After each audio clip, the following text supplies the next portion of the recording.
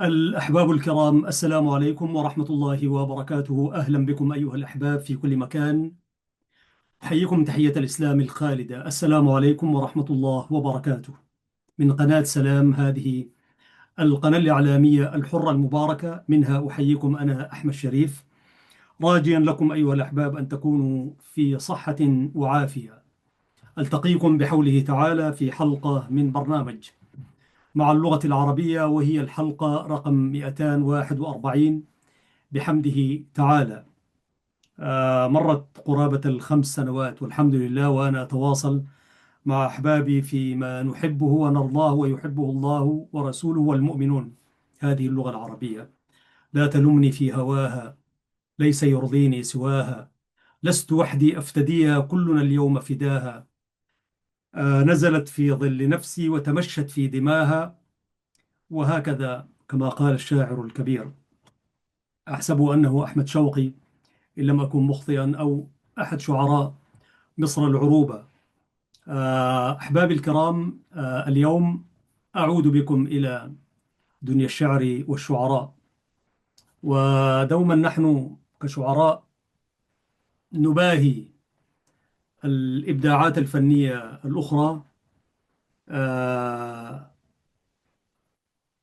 يعني نقول لهم نحن يعني مذكورون في القرآن الكريم.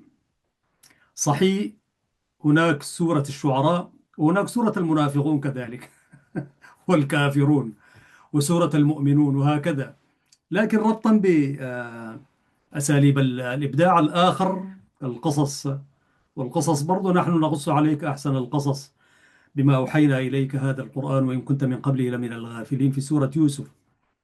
لكن باسم الشعراء ليس هنالك سورة اسمها الرواة ولا الكتاب وهكذا، لكن هناك سورة الشعراء. ف يعني نقول نحن مذكورون في القرآن الكريم، ولكن ليس كافيا أن تكون شاعرا وتقول نحن مذكورون في القرآن، إلا أن تتدرع ب3 دروع في قوله تعالى. والله سبحانه وتعالى حكم حركة الشعر والشعراء فقال: والشعراء يتبعهم الغاوون، ألم تر أنهم في كل واد يهيمون وأنهم يقولون ما لا يفعلون إلا الذين آمنوا وعملوا الصالحات وذكروا الله كثيرا وانتصروا من بعد ما ظلموا وسيعلم الذين ظلموا أي منقلب ينقلبون. ليس كافيا بل ممنوعا في القرآن الكريم أن تقف في آية بعدها إلا، لا بد أن تكمل الآية: إلا الذين آمنوا وعملوا الصالحات، إلا من صبر وغفر. إلا آت كثيرة في القرآن الكريم.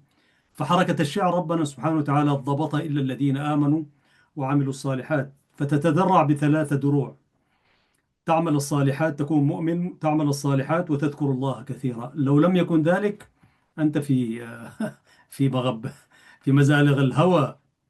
ولذلك لا بد أن تكبح جماح الشعر، لأن الشعر جنون يعني.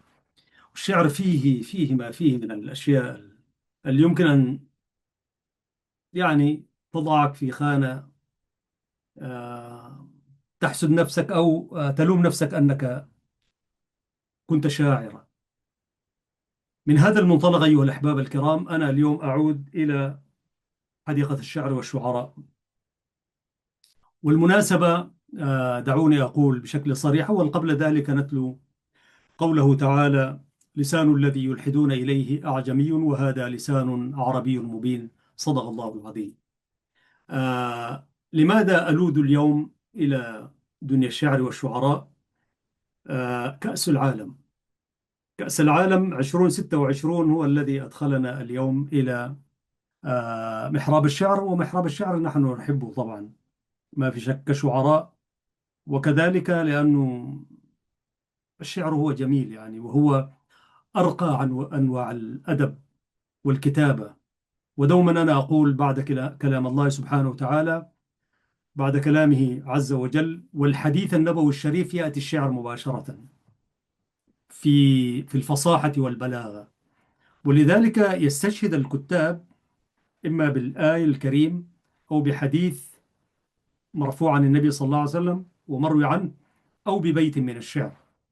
لكن ليس هنالك من يستشهد برواية أو قصة أو شعر حديث والشعر المنثور وما إلى ذلك.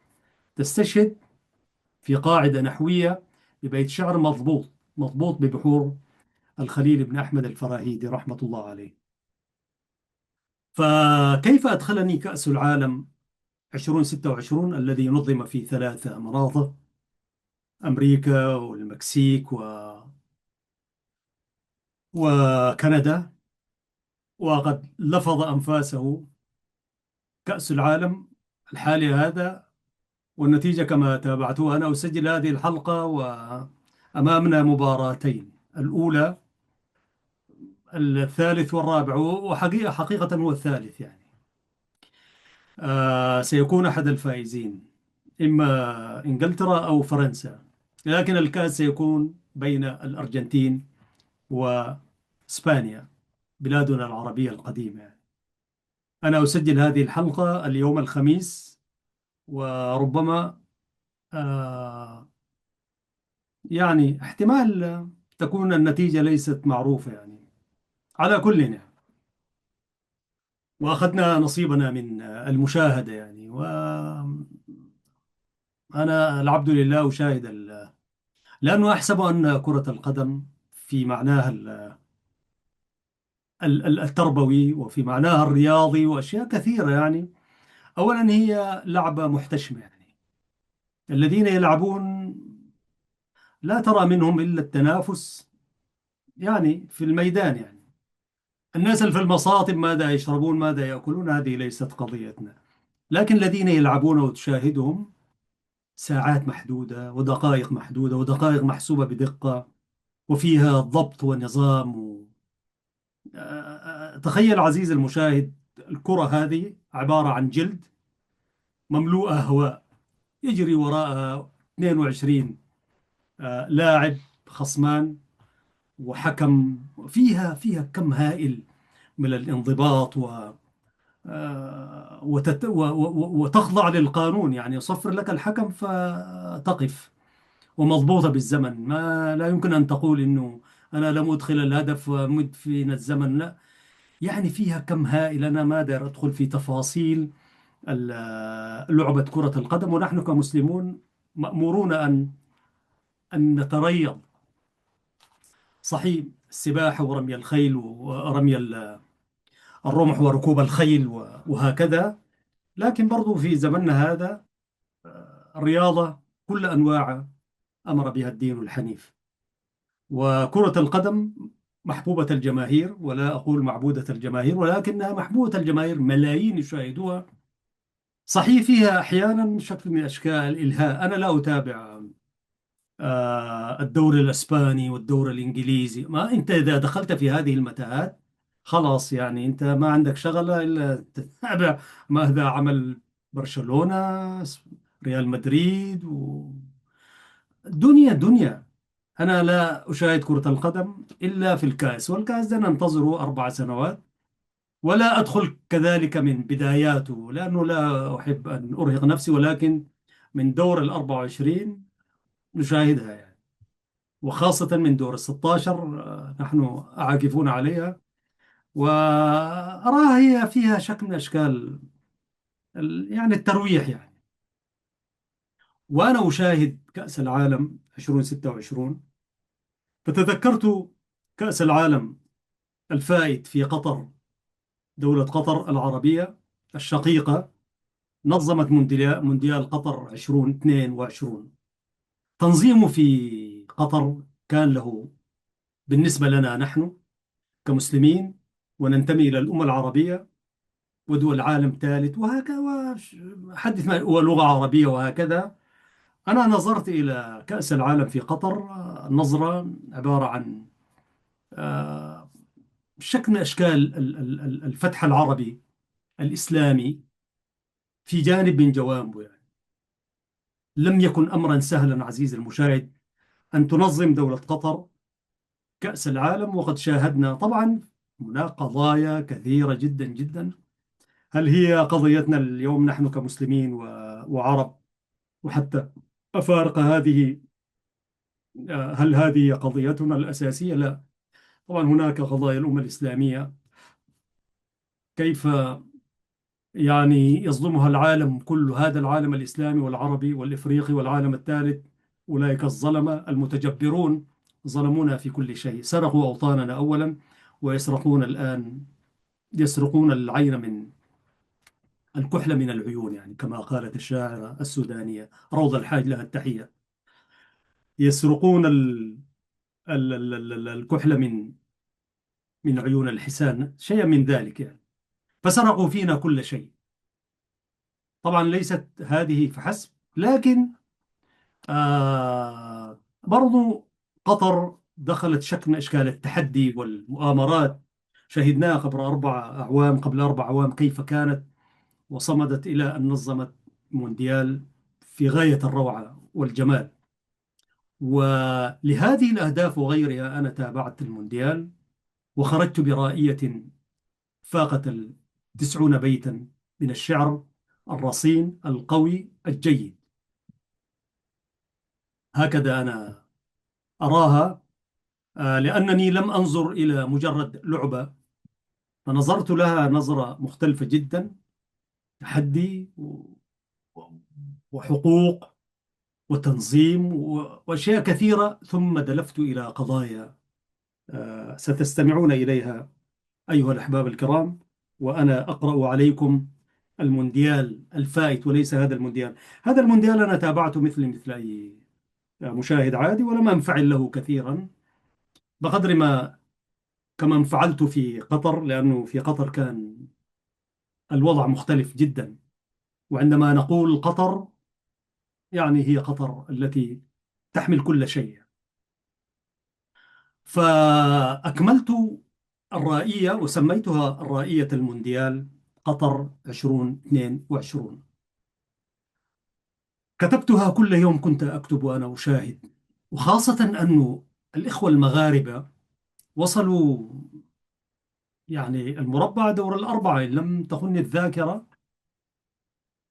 ف وأبلوا بلاء حسنا، بلاء منقطع بغير المظهر الذي ظهروا به الآن. استماتوا وواصلوا في المونديال الأخير، لكن في الفترة الأخيرة تراجعوا، وأنا فوجئت يعني، مع أنه معظمهم كانوا هم الذين شاركوا في المونديال. خرجوا طبعا كما خرج الإخوة المصريون والسعوديون وغيرهم، لكن القطر الإخوة في المغرب العربي، دولة المغرب يعني، فريق المغرب استمر إلى أن وصل دور الثمانية ولعب. وخرج الفريق المصري مظلوما من الأرجنتين. هي الكرة هذه ليست مجرد كرة، ولكنها سياسة وبزنس، تجارة يعني. لأنه خرج البرازيل، فلا بد أن تثبت الأرجنتين. فظلمت مصر، ولكن بالعدل كان ينبغي أن تغادر الأرجنتين هذا الكاس، ويكون الكاس اليوم بين بريطانيا وأسبانيا. عموما، فبقت الأرجنتين لتلعب في الكاس، وهي قسمة ضيزة يعني. اليوم لعبوا مضبوط مع البريطانيين برضو، هم في الدقائق الأخيرة يعني. أنا أود أن أنوع هذه الحلقة، لأن برضو المشاهد الكريم، أنا أعلم أنه مشاهد البرنامج العربي كان متابع المونديال بشكل أو آخر يعني. ففي الرأي التي كتبتها قبل 4 أعوام، وأنا سعيد جدا أنني كتبت في مونديال جديد معاصر بشعر ينتمي إلى عصور قد تكون عصور مختلفة. يقولوا لك هذا عصر السرعة، وما أنا ما نحن كشعراء لا نهتم بالسرعة والبطء، وهكذا نعبر ما في دواخلنا.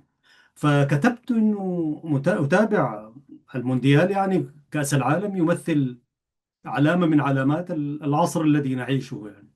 فكونك تكتب قصيدة بأسلوب يعني ينتمي إلى الأدب الحقيقي، ما موجود يعني في هذا العصر كثير يعني، إلا ما ندر، ونفسك طويل وتقول وتتابع وتتحدث عن قضايا كثيرة. أنا لم أتحدث عن الكرة فقط، كنت تحدثت عن الأمة، قضايا الأمة العربية، تحدثت فيها عن الإسلام وعن الفتوحات وكيف ينبغي أن يكون المسلم، وتحدثت عن قضايا ثقافية وإعلامية وقضايا كثيرة. ولذلك أنا أعنون قصائدي الطوال بحرف الروي. فكتبت الرائية وأنا لا أتخير بحوري وأنا أكتب. أحد المهتمين باللغة سألني عن البحور والعروض والعروض، علم العروض، فقال لي كيف أنت والعروض هكذا؟ قلت له والله أنا العروض لا أعرفه، ولكن العروض يعرفني تماما يعني. ضحك، قال أنت رجل فصيح يعني. أنا حقيقة لا أعرف علم العروض. يعني القصيدة التي كتبتها الآن قبل أن أسجل قلت على أي بحر كتبت هذه القصيدة الرائية التي سأقرأها عليكم، ثم سأتبعها بقراءة للدكتور حامد حالفة. دكتور حامد قبل 4 أعوام عمل عليها قراءة، وسأقرأها عليكم يعني كما كتبها. وأعتذر له أنه قراءته كتبها قبل 4 أعوام، أنا أقرأها اليوم بهذه المناسبة، وقد كنت وعدته بذلك ولكن لم نتمكن، حيث لم أقرأ القصيدة فيما أظن، وإن كنت قد قرأتها في هذه القناة الحرة المباركة، قناة السلام، فربما الزمن لم يسعفني بذلك. فليس يعني مقبولا أن أقرأ القراءة النقدية، وكانت قراءة نقدية قوية جدا يعني. على أي حال، وليس مقبولا أن أقرأ القراءة قبل أن أقرأ القصيدة، يعني على الأقل أقرأ القصيدة كاملة ثم نقرأ ما تيسر من القراءة، وأنا أتمنى أن أقرأها القراءة النقدية كاملة يعني. فإذا طولنا في أخواننا المخرجين فاعذرونا.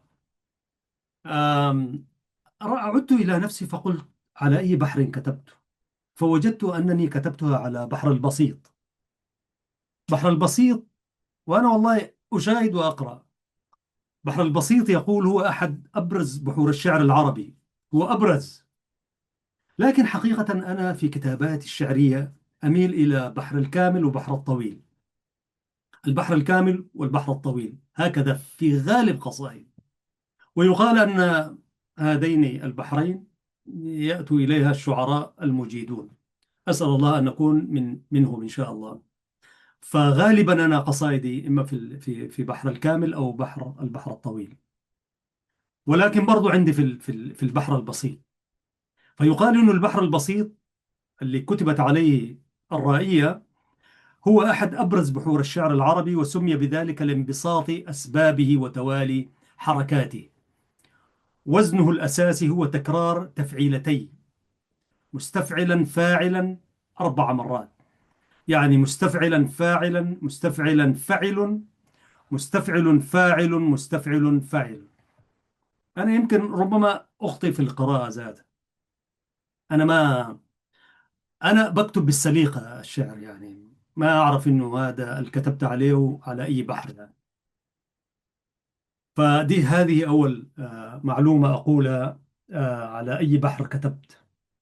ثم قبل أن أدخل إلى قراءة القصيدة، آم، أحيانا الشعراء يكتبون قصائدهم فيأتي النقاد ويقول رأيهم. وأنا أؤمن على أن الشعر هو قضية ذاتية، تدخل في عموميات وتدخل في أشياء عامة، لكن الشاعر يقرأ ما كتب عنه. وزي ما قال الدكتور حامد حالفة، قال أنا هعمل قراءتي وعلى الشاعر يعني أحمد شريف يأخذ منها ما يأخذ ويترك منها ما يترك. وحقيقة وأنا أتساءل مع نفسي لماذا لا يرد الشعراء على قراءات النقاد يعني. أنا لم أقف إنه شاعر كتب وناقد نقد الشعر، وثم عاد الشاعر ويقول له لا أنا لم أعني كذا، أنا أعني كذا، ولا أنت كذا لماذا يتركون الحبل على النقاد؟ هل لأن القضية هي قضية ذاتية وليقول الناس ما شاءوا، أم لأنها مسألة برضو ما في شك الشاعر يستفيد من القراءات النقدية. فيقول دعهم يقولوا ما يقول وأنا أكتب بطريقتي.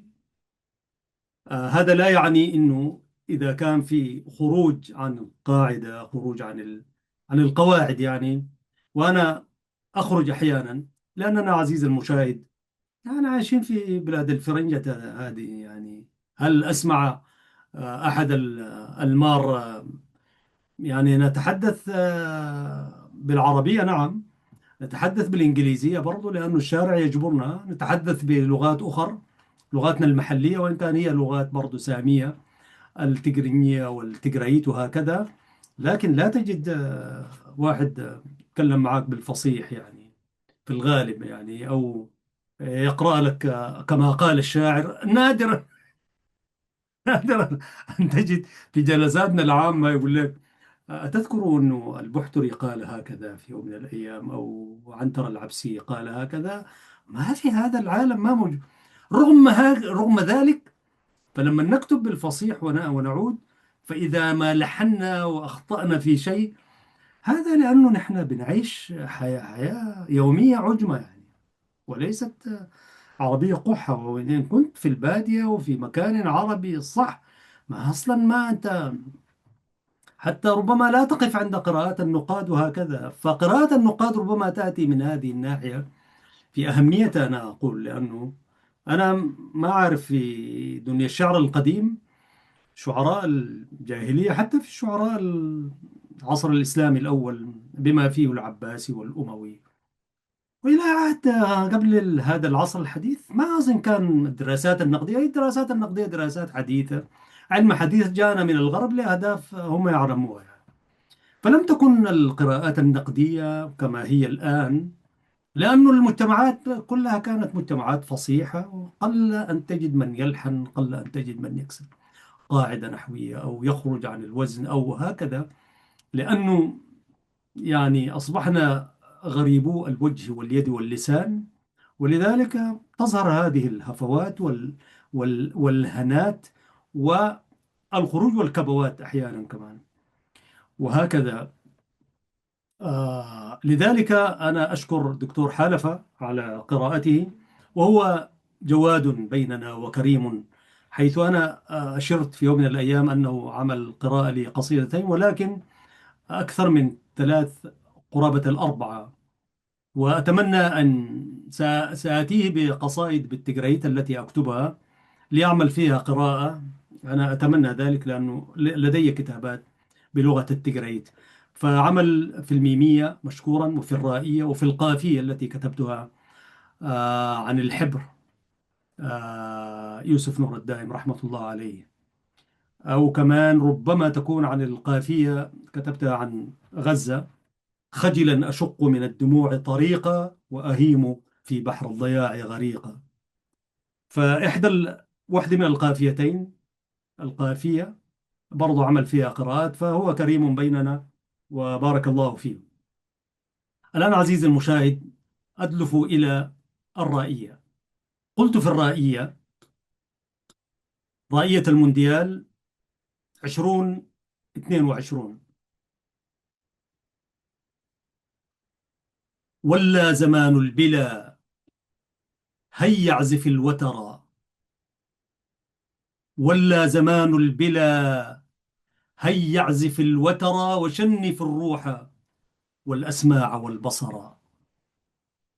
وردد اللحن منغوما بأهزوجة، غنى الحبور بها يا دهر منتصرا. انثر علينا عطور الزهو منتشيا، أعد شموخ الأولى، بل جدد الخبر. واصدح رباب الهوى من بعد ما يئست دهرا من العمر صه. لم ننشد القمر، جمع صفوف الحسان الخضر، أن لنا شهدا من النصر ما أحلاه منهمرا. هذا زماننا والأيام مترعة، فالشوق معتسل والخزي منكسرا. أو فالشوق معتسلا والخزي منكسرا، فاشرح فؤادنا أفراحا وتصدية. شاق الزمان بنا دهرا وما حضر. شاق الزمان بنا دهرا وما حضر. صداح أغنية عنوان منتصر. لم تنبت الشمس نوارا ولا زهرا.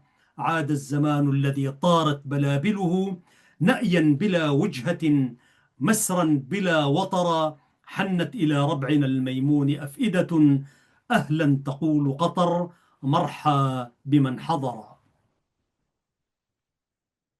تباعدت بيننا الأفراح ما فتئت. تباعدت بيننا الأفراح ما فتئت. ردحا من الدهر زاغ القلب معتصرا. حتى شممنا شموس شموس النصر شامخة من دوحة العرب، تبيانا لما اختمر. تأفكوا لخروج الكأس من دورهم، أن تستضيف رؤاه العرب. كيف ترى تفوز به وفقا لمقدرة. كما يعانق شوق الروح معتمرا.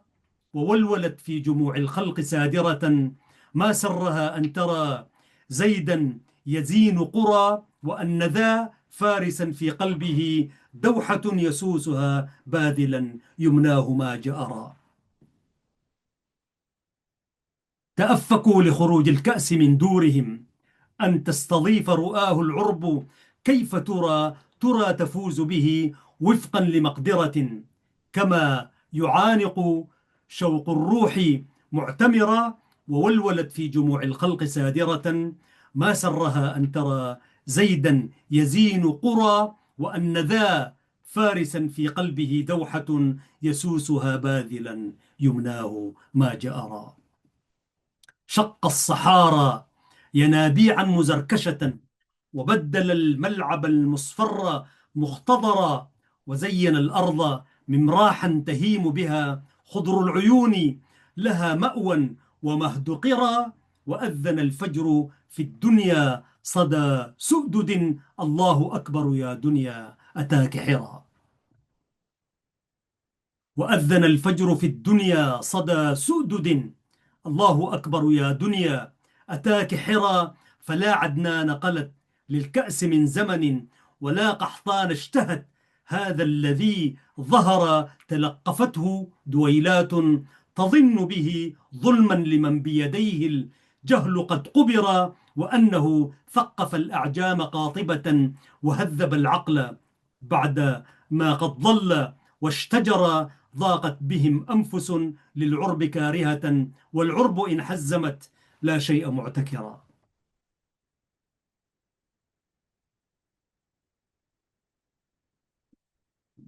ضاقت بهم أنفس للعرب كارهة، والعرب إن حزمت والعرب إن شمرت لا شيء معتكرا. أسد العروبة والإسلام ما عرفت دور الفرنجة حقا غيرهم أمرا. هم الذين أزالوا الجهل عن حتى غدا علمهم في الكون منتشرا.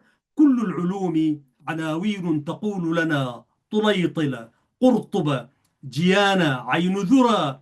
لولا عقول بني الأعراب ما عرفت الفرنجة لا خلفا ولا ظهرا.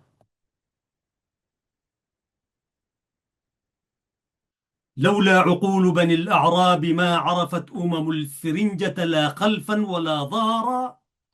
تكحلت أعين الآتين في لهف مثنى رباعا، وأحلافا أتوا زمرا.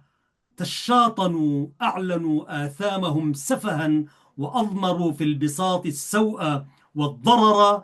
ولوحوا أنهم آتون من مرج لا ترتضي غير ذاك النصر والظفر. سيرجعون وكأس النصر في يدهم، كما تعود رودريغو وقبل جيرا. هذه أسماء لعيبة مشاهير، أرجنتينا وبرازيل عفوا. وأعتقد من جرى في أي فريق لا أذكر الآن. سيرجعون وكأس النصر في يدهم، كما تعود رودريغو وقبل جرى. لكنهم ولسوء الحظ قد فجعوا بما أعدت أسود البدن والصحراء ذاك السعودي الذي قد جاء مؤتزرا عزم التلاحم مخضلا وما هجر تقدم العزف أفنانا وفي رجله تختال ترقص في تطريب ما ادكر مثل الغزال طروب اللعب أتقنها ما أن يهز كرات تستبيه كرة وشاوف النصر والآمال باسمة حتى تسلمها أسد البراري فرى وشاوف النصر والآمال باسمة حتى تسلمها أسد البراري فرى من موطن العز جاء الشبل مؤتلقا من مغرب الشرق المغربي سرى شم العرانين آساد تملكها تاريخ أسلافهم أولو النهى دررا وكيف لا وهو الميدان تعرفه ذاك الذي فتح الأمصار والحضر ابن الزياد الذي قد طار من مغرب ينازل الشرك والطاغوت والكفر حتى جلاها وأشفاها مسلمة أرواحها للذي قد حرم الكفر سقاها أندلسا إيمان مؤتمن تجددت روحها أن ضيعت عمرا تعبدت بإله واحد أحد وحطمت عن رضا الأوثان والحجر فأصبحت قبلة التنوير ضاحكة تستشرف الفجر والتاريخ والسير معالم لم تزل تضوي وما انطفأت أسراجها تستهيم الشانئ الأشرة وقد تعود إلى مجد الذين خلوا من بعد ما جحدوا شرع الذي أمر إن تتقوا الله يسلمكم خلافته وإن تعادوه يخذلكم كما ذكر. أنا لم أكتب في الكورة وجون وهدف بتاع هذا تاريخنا الذي نعتز به من طارق بن زياد وقبله إلى أنا سأقرأ هذه الفقرة مرة ثانية لأنه هذه هي من موطن العز جاء الشبل مؤتلقا من مغرب الشرق المغربي سرى شم العرانين آساد تملكها تاريخ أسلافهم أولو النهى دررا وكيف لا وهو الميدان تعرفه ذاك الذي فتح الأمصار والحضر ابن الزياد الذي قد طار من مغرب ابن الزياد الذي قد طار من مغرب ينازل الشرك والطاغوت والكفر حتى جلاها وأشفاها مسلمة أرواحها للذي قد حرم الكفر سقاها أندلسا إيمان مؤمنة تجددت روحها أن ضيعت عمرا تعبدت بإله واحد أحد وحطمت عن رضا الأوثان والحجر فأصبحت قبلة التنوير ضاحكة تستشرف الفجر والتاريخ والسير معالم لم تزل تضوي وما انطفأت أسراجها تستهيم الشانئ الأشر وقد تعود إلى مجد الذين خلوا من بعد ما جحدوا شرع الذي أمر إن تتقوا الله يسلمكم خلافته وإن تعادوه يخذلكم كما ذكر. فل الأسود قيود الذل أشرعة والأطلسي هما توقا وقد بهر فل الأسود قيود الذل أشرعة والأطلسي هما توقا وقد بهر بالعزم منتزعا من فك محترف مجدا نقريه في الروحات والبكرى بونو فقد شفها مرت إلى نايف حكيم أحكم سد الخط مستعرا نصيري أفشل ما قد خطه نفر رومان أكد أن النصر قد عبر ذاك الحكيم أتى من كل ناحية سفيان زلزل ذاك الخوف والخطر أناه عز بعز الدين منتصرا تساءبت كرة هامت بخد كرة زياش عقلها راحت تغازله حتى استقرت شباك الخصم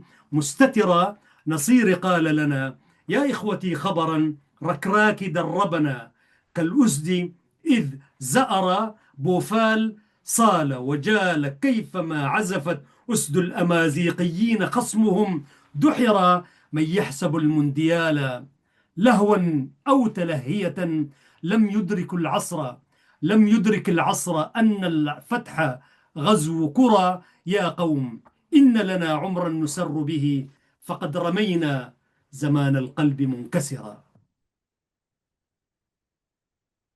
الأسماء نصيري سفيان أوناي دي أسماء اللعيبة الفريق المغربي، ذكرتم واحدا واحدا.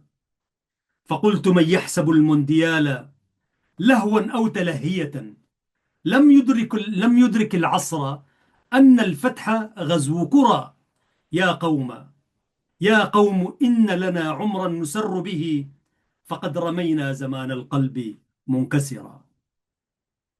هذا هو المونديال الفرد مذ عرفت أناس الكون من جار ومن نصر شهادة الفيفا تكفي في تصاريحه بأن دوحة فاقت الأشباه والنظر ضبطا وأمنا وإمتاعا لمحبوبة استمتع الكون بالكأس الذي ستر مشفرات هي الألعاب عندهم أولو التجارة والأقمار والصور حتى أتتهم قطر من دوحها كرم وسهلت طرق أولي العسر والفقراء هي العروبة ما أن شمرت صدقت وما أضرت بمن أحنى لها وطرا مؤمنا كل من آتوه مأمنهم فهم بأمر القرى مأوى لمن قهر والمونديال فتوح في تلاقحه لمجدهم تمم المجد الذي ظهر.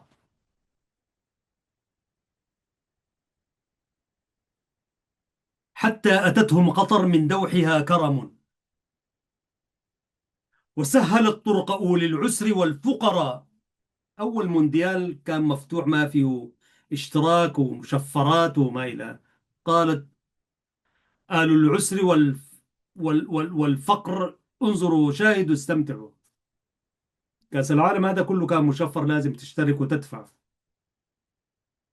حتى أتتهم قطر من دوحها كرم وسهلت طرق أولي العسر والفقراء هي العروبة ما أن شمرت صدقت وما أضرت بمن أحنى لها وطرا مؤمنا كل من آتوه مأمنهم فهم بأمر القرى مأوى لمن قهر والمونديال فتوح في تلاقحه لمجدهم تمم المجد الذي ظهر. لا أنسى عزيزي المشاهد أن أترحم على الشيخ حمد بن خليفة الثاني أمير قطر والد تميم الذي رحل من هذه الدنيا رحمة الله عليه وأكرم مثواه. لنا معه حديث وحديث وتاريخ، بل قدمت قصيدة بمناسبة زيارتي لإريتريا أيام العسر والنكبات في الحملة العسكرية، حرب بادم اللعينة تلك. زارنا في زمن عسير فقدمت له قصيدة خارج البروتوكول وكانت مفاجأة وسلمته إياه حمد بن خليفة الثاني رحمة الله عليه. فأقول والمونديال فتوح في تلاقحه لمجدهم تمم المجد الذي ظهر بنو تميم وأولو الفعل ما صخبوا كابن الفجاءة منهم جد معتبر إذ قال قولا. قطري من الفجاءة، هو من قطر يعني، لكنه شاعر عربي قديم. قطري بن الفجاء الذي قال يحدث نفسه أنه داخل المعركة وداخل بطولة ما لا أتردد، يعني لا أود أن أخرج من المونديال. بنو تميم وأولو الفعل ما صخبوا كابن الفجاءة منهم جد معتبر إذ قال قولا وقد سارت له مثلا هول النوازل والهيجا وما عفوا وقد زأر. إذ قال قولا وقد سارت له مثلا هول النوازل والهيجا وقد زأرا يا نفس لا تحسبي أني أهاب من التخويف لا أرعوي من شر من غدر قد فندت قطر قول الحقود ضحى وعدلت صور البلوى وما استطر، فكل من وطئت أقدامه قطرا تنفس الخير أخيارا وما ذعر. في غاية الروعة والأمن. عض على إصبع التجهيل مندمة، أولئك الذين كانوا يروجون أن قطر حتفشل وهكذا يعني. عض على إصبع التجهيل مندمة، الشعوبيون أعني تحديدا يعني. عض على إصبع التجهيل مندمة، وما تصرم من أمن ومجد قرى، وقد تحالف أولي الضر من ملل ولفقوا تهما كي يهزموا قطرا. تآمروا وتنادوا كلما جهة، ونافقوا نسجوا ما أعجز البشر، لكنها سامقت في الشأو سائرة مثل الزلازل، لم تترك لهم أثرا حتى أتوها أسارا. كلهم سجدا عجما وعربا أتوا ما أعجب الفطر. هذه رائية من أهداكم قبلها. أنا أخاطب الشعب القطري آنئذ. هذه رائية من أهداكم قبلها، تحية ملؤها قلب المنى أسمر. القصيدة التي أشرت إليها وسلمتها باسم الشعب الإريتري إلى سمو أمير قطر الشيخ حمد بن خليفة الثاني، والفرعون بجانبه سلمت عليه وأعطيت القصيدة باسم الشعب الإريتري. كان يمكن أن أروح في 60 داهية خروجا عن البروتوكول. لا يعرف مكتب الرئيس أنني كتبت قصيدة أرحب بسمو الأمير، وباسم الشعب أقول شعرا عربيا مثل هكذا. لا يعرف مكتب الرئيس ولا الأمن ولا البروتوكول ولا أي شيء. اتفاق بيني وبين أحد الذين كان في الخارجية. يعني الرجل حمد عمل معجزة. إثيوبيا تعلن أنها ستضرب أي طائرة تحلق في الأجواء الإريترية، وهو اعتلى طائرة رئاسية قطرية وحطها في مطار أسمر الدولي في ساعة العسرة. يعني حرب مولعة يعني. فكتبت أنا أثمن تلك الوقفة وتلك الزيارة. ولولا وقفة قطر، أقولها بصراحة، لولا وقفة قطر حكومة وشعبا وسموا وأميرا مع أسمرة في حربها مع بادمة، لما كانت اليوم هذه المجموعة تتنفس الهواء أو تتنفس هذا السموم الموجود. وقفت مع مالا وعسكرة، دعمتها بكل ما يمكن أن تدعم به محارب. هل كانت حقا وباطنا الحرب؟ هذه قضية أخرى. لكن للتاريخ قطر وقفت ودعمت، هي التي أوقفت هذه المجموعة، خلتها تقيف على رجلها. قطر تحديدا، ليبيا إلى حد ما. لكن لولا وقفة قطر إثيوبيا كانت اجتاحت إريتريا من جديد. اجتاحت إريتريا، وهذا كلام نحن كنا في المشهد وفي قلب الحدث. ليس كلام واحد معارض، أو ليس كلام واحد قاعد 40 50 سنة في الخارج. لا، نحن هاجرناها قبل سنين معدودات يعني. خرجنا إلى منها مكرهين ولسنا أبطالا. فمن هنا أنا شكرت سمو الأمير يعني. ولكن هناك من ظن أنني أستجدي سمو الأمير. والله يكفيني بطولة وشجاعة وجسارة أن أتقدم باسم الشعب الإريتري وأقول قصيدة عصماء أمام الفرعون، وأسلمه باسم الشعب الإريتري وأديه له واقف يعني رافع الرأس، ولا حنعمل هكذا وبتاع. والله سلمت عليه هكذا واديته، قلت له هذه هدية من الشعب، مني ومن الشعب الإريتري. قصيدة اديتها له ودخلها في جيبه وقال لي شكرا وخلاص انتهى. وللضرر قالوا انه شريف يستجدي. انا استجدي الامير، مالي وماله. والله القصيدة التي كتبتها بذلك الحدث تساوي عندي الملايين. فقلت تذكرت ذلك الحدث، وفي وحدين روجوا لها من الموجودين في أسمرة وغيرها. والحق يقال أنه النظام لم يسألني أبدا، لأن أنا عارف، أنا قلت عارف أنه أنا قاعد أشكر باسم الشعب والحكومة وباسم الوطن وقفة. وعارفين هم وقفة قطر ماذا أخذوا مقابلها. فقلت هذه رائية من أهداكم قبلها، تحية ملؤها قلب المنى أسمر، وقد تطاول ذاك الخزي مكترشا بأنني استجديت العون والظفر. شفت الشاعر كيف يعبر عن حاجاته؟ وقد تطاول. هو طبعا أحد الشعراء أدعياء الشعر يعني، وموجود الآن، وهو مكترش معروف يعني، ويظهر يتحدث الآن في وسائل غير إعلامية لأنه هو طرد من الإعلام أصلا. ينشط اليوم في اتحاد الشبيبة شيء من ذلك. قال إنه قال في قولا كما قالوا في كل الصادقين في هذه الدنيا. فقلت: وقد تطاول ذاك الخزي مكترشا بأنني استجديت العون والظفر، فكيف يفهم من في قلبه مرض، وكيف يعقل من للبطن قد نذر عمرا شنيئا. هو الإنسان لا يرميك بشيء إلا أن تكون في نفسه. فكيف يفهم من في قلبه مرض، وكيف يعقل من للبطن قد نذر عمرا شنيئا وقوالا لشرذمة مستكثرا سؤله ما قل أو كثر. هو نذر عمره كله شنيء لهذه الشرذمة، قوالا فحاشا جاسوسا. فكيف يفهم من في بطنه مرض، وكيف يعقل من للبطن قد نذر عمرا شنيئا وقوانا لشرذمة مستكثرا سؤله ما قل أو كثر، للأقربين بأفراخ وقد حرموا أرض ابلعي واقلعي. أرض ابلعي واقلعي الجاسوس والقذر. للأقربين بأفراخ وقد حرموا أرض ابلعي واقلعي الجاسوس والقذر، لم يكن حتى لأهلي.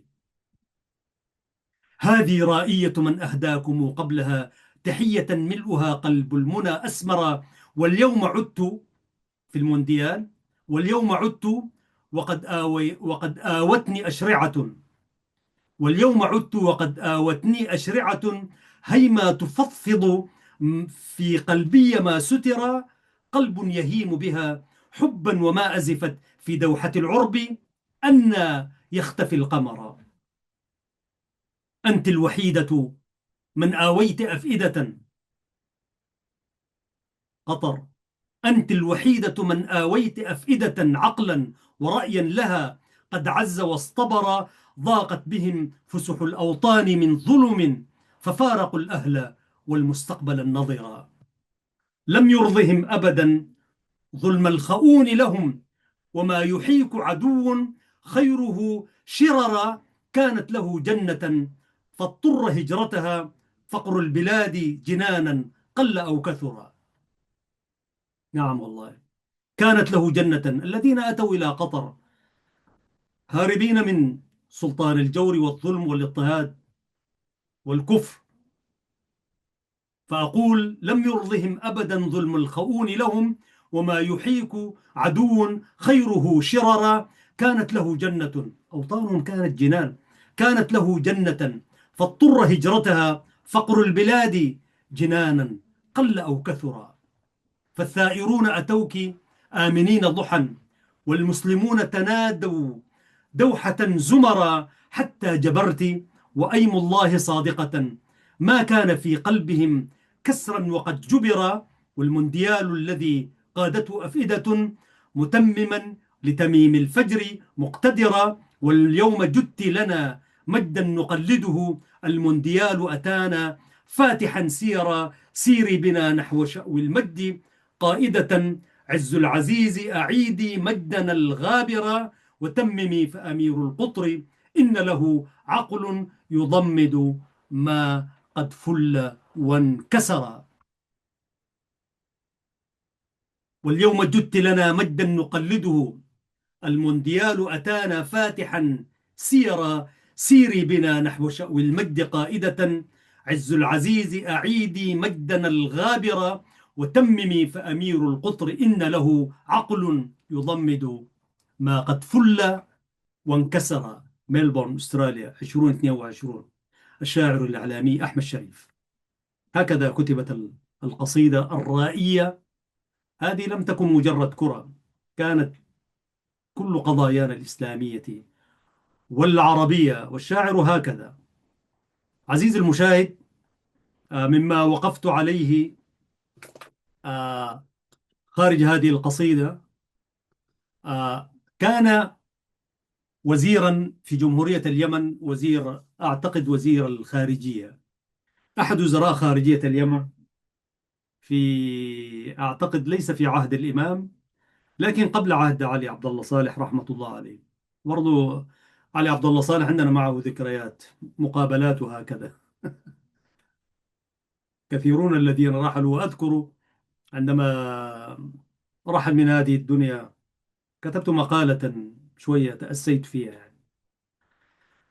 عموما، فذلك الوزير، وزير الخارجية اليمني، يشارك في مؤتمرات فيرفع تقريره قصيدة. كان شاعرا مجيدا. أنا لو عندي سلطة، لو كنت رئيسا لبلد ما، والله ما أعمل وزير إلا شاعر. أي وزارة شاعر. أنت ما شاعر ما تبقى وزير. أنا أسميها حقيبة الشعراء كلها. هذه حقيبة دولة الشعراء. مش عندنا سورة الشعراء، دي دولة الشعراء. أي وزير، وزير الخارجية لابد أن يكون شاعر. والشعراء بالمناسبة حتى في العسكر، وزير الدفاع إذا أصبح شاعرا، إذا كان شاعرا، ف ويكفي أنه المتنبي جدا الأول ذاك الشاعر ده كان وزير دفاع يعني، وكان وزير الإعلام الناطق باسم الحكومة دولة بني حمدان يعني. وبرضو عندنا شعراء في العسكر، اللواء المرحوم أبو قرون، عبد الله أبو قرون، مجموعة كثيرة يعني. أنا لو كنت رئيسا الله ما أجيب في الحقيبة الوزارية إلا شاعر، أي وزارة. فكان الوزير اليمني يرفع تقريره شعرا كامل، يصف كيف صدر البيان، وكيف يأكلون الناس، وماذا قالت دولة كذا، وكيف كان الناس في المؤتمر، بعض الوزراء ينامون وبعضهم يشخر وبعض. تقرير شامل. فربما الدكتور حامد حالفة قال في قراءته للقصيدة، عنونها هذه قصيدة أم تقرير إعلامي، قال يعني. طوالي استرجعت هناك يعني. فأن يكون تقرير إعلامي في قصيدة كاملة قوية، قوية القصيدة قوية، أنا أعطيها شهادة قصيدة قوية بشهادة الدكتور حالفة يعني.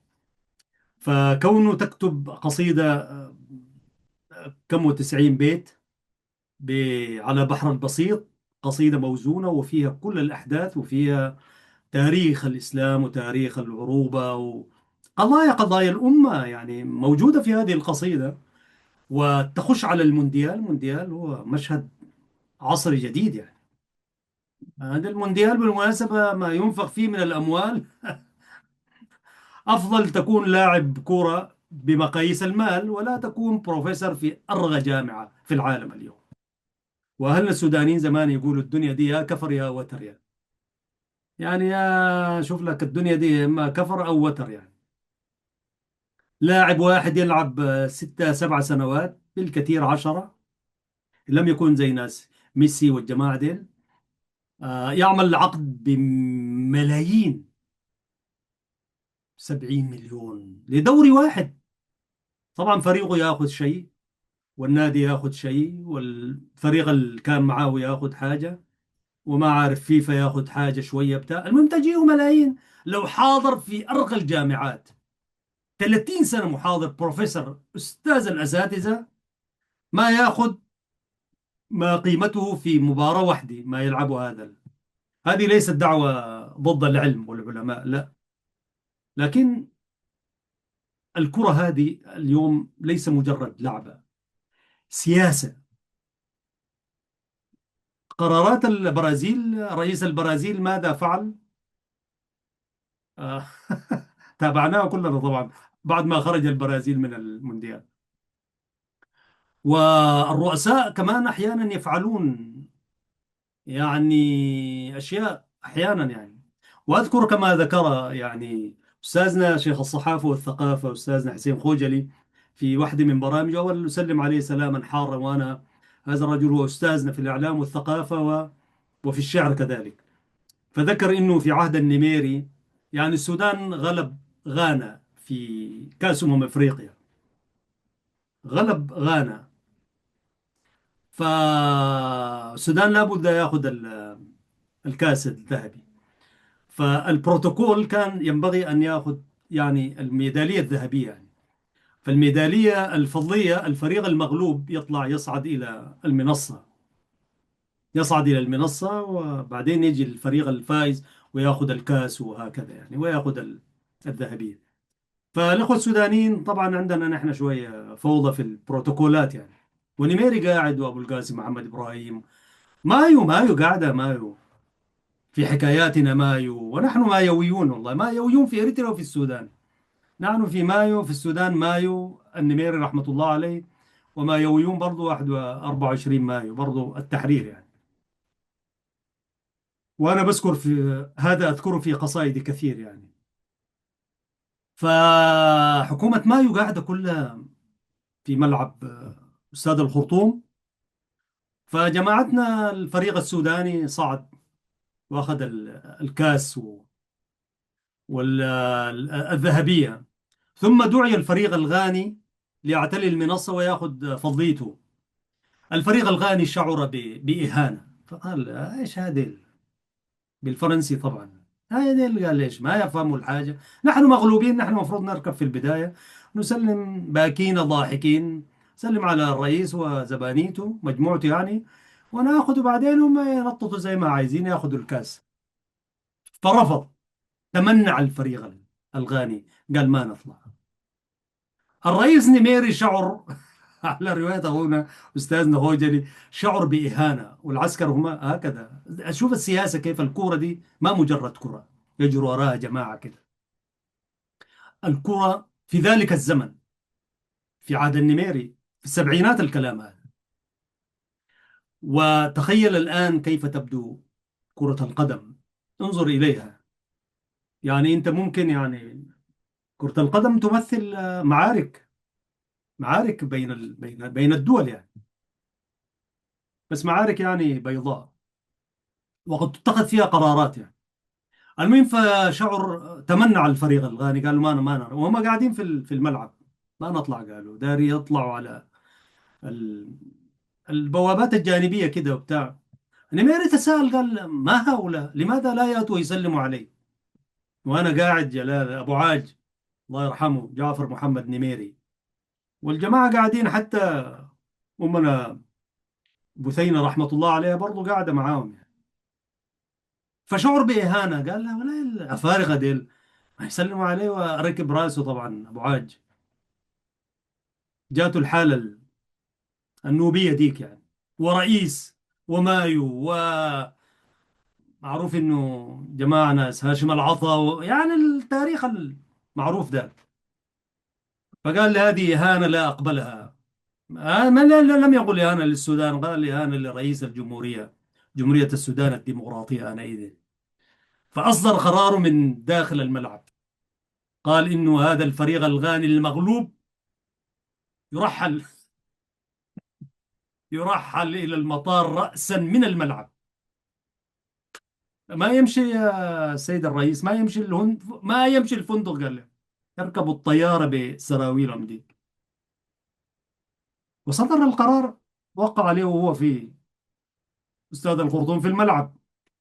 طوالي نادى هنا الكوتش والمدرب كل المجموعة، لما أصدرت جمهورية السودان الديمقراطية قرارا. والسودان أنا إذن والله كان يصدر قرارات ضد أمريكا ذات، خليك فريقاني شنو يعني. أبو عاج كان رجل، وكل ما ذهب الرئيس الناس بكوا عليه.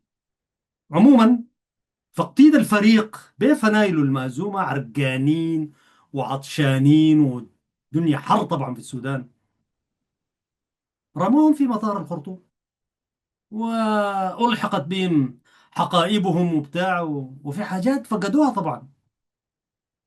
يا الحق الشنطة دي الحمراء دي حقي والله، رحلوهم، هكذا تقول الرواية. فالكرة ليست مجرد، فيها كل شيء، فيها سياسة. وطبعا السودان يعني أخذ عليه يعني ده قرار، لكن قرار رئيس جمهورية ما يهمه، ما يهمه أبو عاج، ليس كما عمنا الموجود اليوم يعني. البرهان وغيره. عموما عزيزي المشاهد، أحسب أن الزمن قد انتهى، ولكن وعدا، وإن شاء الله وعد الحر دين عليه. سآتي في الحلقة القادمة إن شاء الله أقرأ الدراسة النقدية أو القراءة النقدية التي عنونها الأستاذ، ودعوني أقرأ منها العنوان: قراءة نقدية في رائية المونديال، نص شعري أم تقرير إعلامي. قصيدة الإعلام الشاعر أحمد شريف، يناير 24، دكتور حامد محمد حالفة، 2023. هكذا عنونها، وضع فيها صورتي، وقال فيها ما قال.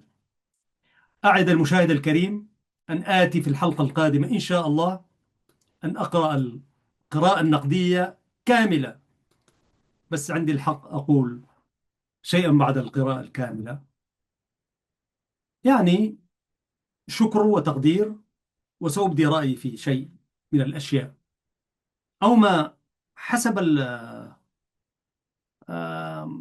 حسب الظروف يعني. أيها الأحباب الكرام، أنا أبارك لمن أخذ الكأس في مونديال 2026، ومجددا أعود لقطر فأقول رحم الله الأمير حمد بن خليفة الثاني، وأعزي الشعب القطري الأشقاء، لأنهم أشقاءنا في العروبة والإسلام.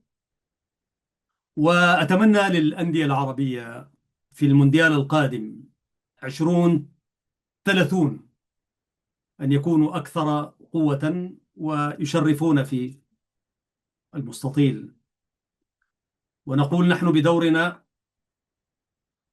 نشوفكم في ذلك المربع الأخضر لنتحدث عنكم إعلاميا وأدبيا.